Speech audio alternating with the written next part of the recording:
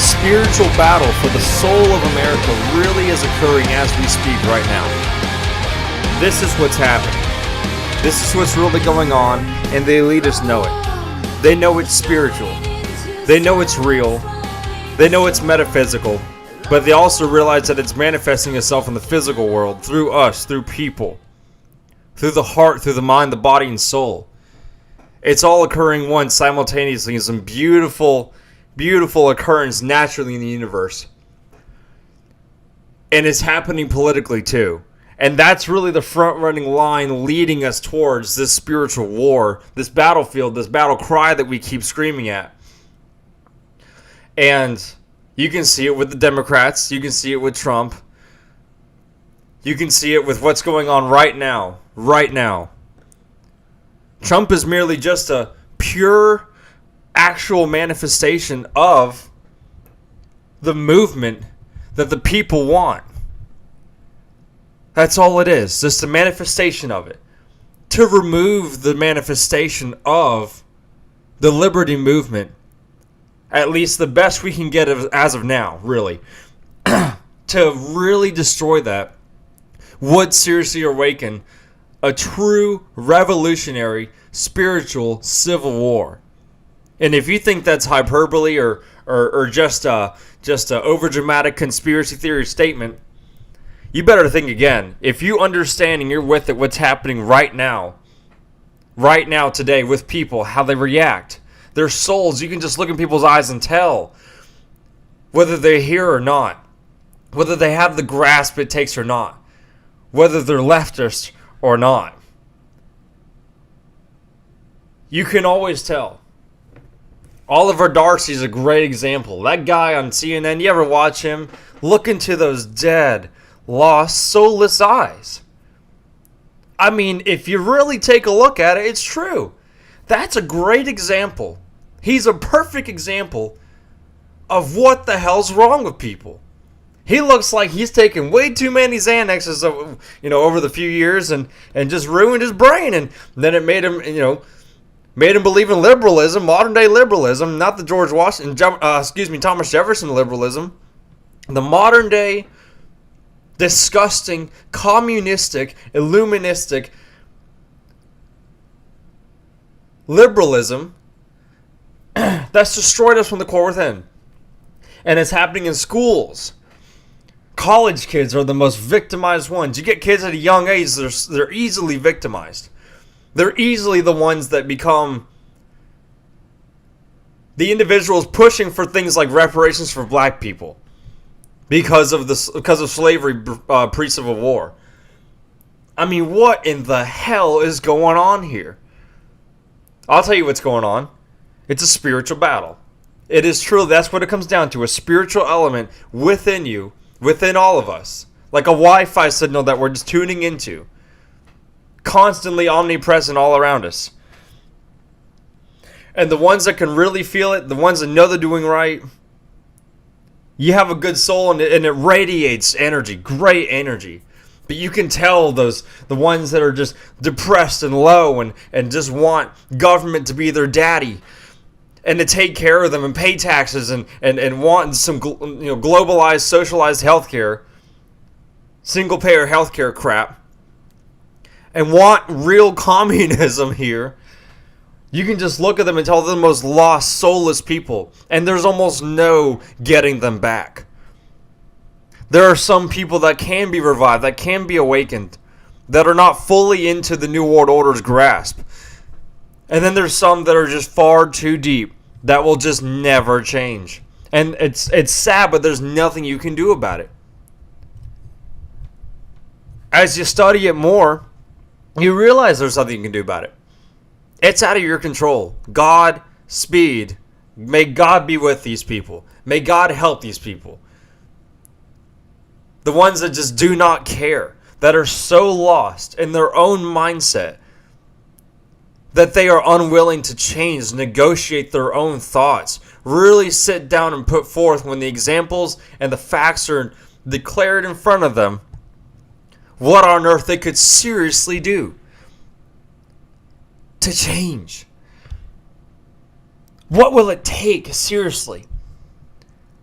I mean, look at how beautiful this is. Everything we've made in the past 200 plus years and beyond. Since the discovery to 2019. The march we've progressed with. The real progressivism. With the humans involved. Not AI, not robotics, controlling everything. Not the powerful elite thinking they're tax exempt and exempt from all this. Karma will swing around that pole. And it will bite them hard where it hurts. In the end. And we are gonna have to run through this. We're gonna have to go through it. It's a challenge. It's a God-given challenge that we've got to progress with. Real progressivism. Keep the humans involved. Don't play God. And the people that want this, the people that want the fake AI, want the fake God, the fake followers, the fake leadership, it's all around. Those are the most lost spiritual ones. You can see in their eyes, you can feel in their hearts, their energy is this negative, low radiation, low stamina, low everything. Everything. They're missing something. Not to mention the nutrients we need to keep going. The health tyranny that's really taking place today. It's really taking place. And how are we to sit there and compete with something so large? It almost seems impossible. It almost seems impossible to fight the coming one world government. It really does. And to be honest with you, there's a great chance that it is going to come. You see, 2020 election will be it'll be bigger than the 2016 election. That'll be when we know the real direction we're going to push. Maybe from here on out. Maybe. We can't have Trump in office forever. I don't want Trump in office forever. I don't want a dictator. I don't want a tyranny. I don't want a totalitarian state like China where they remove term limits for their leadership and now they're stuck with a communist party leadership forever. No matter what Tiananmen Square 2.0 they try and do, it'll never... I mean, Hong Kong is pretty much it. We already had someone get shot. It's happening all over the world. It's not just here in America either. You understand that the spiritual battle is not just here in America. It's happening all over the world. The Yellow Vest protest in France has been going on for, I think, 47 weeks now. Almost a year. Almost a year straight. Every single weekend. Every week. All the time. It's happening everywhere. And it's beautiful. But at the same time, there will be and already have been casualties. But see, it's just like the Civil War and the Revolutionary War. Very small percentage of people fought in these wars, while the rest of the public stayed back. But see, those few people really made the biggest difference and really made the biggest change. Now here we are. 160, 70 years later past the Civil War.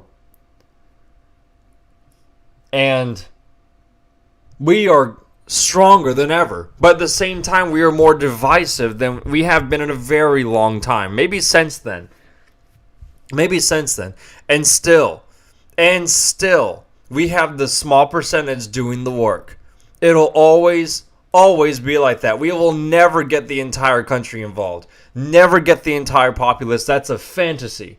History always shows that it's the small minorities that get involved and make the biggest change for the greater good of the greater populace. That's how it runs. That's how it is. And now our time is now. This is when we come to the breaking point of realizing that this really is a spiritual battle for the country. And Trump is at the head of this. And we do have to depend on him. We got to trust him at the same time. But Trump is not the entirety of it. You can't put your entire faith into him as a man. He's only a man. And he's an old man at that. He's doing great for his age. And he's really trying. I get it.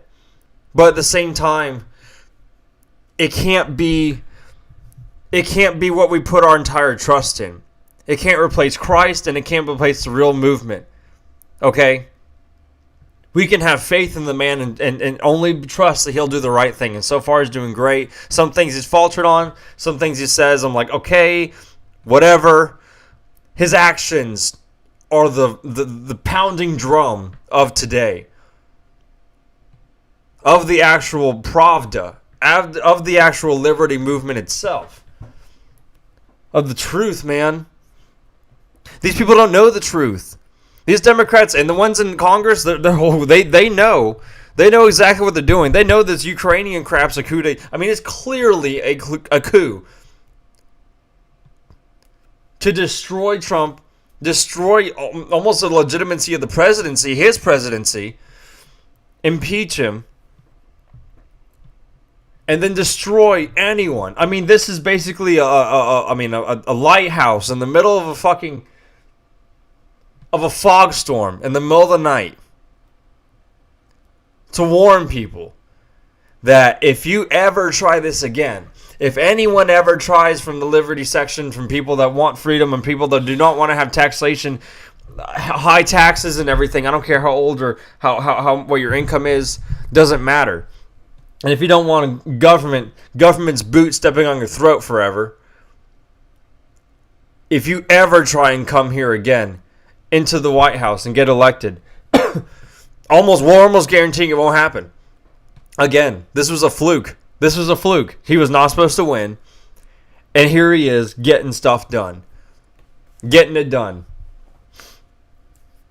So, the message here is that, yes, this is a very intimate, ghostly, spiritual battle.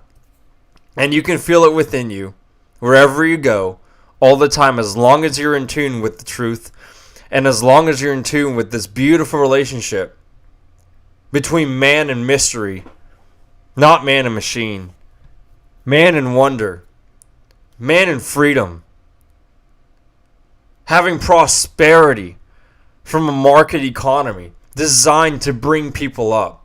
As long as you have that, as long as you can feel that, then you will always have the greatest human experience that no man could ever provide to you, but you can provide to yourself through God and Jesus Christ.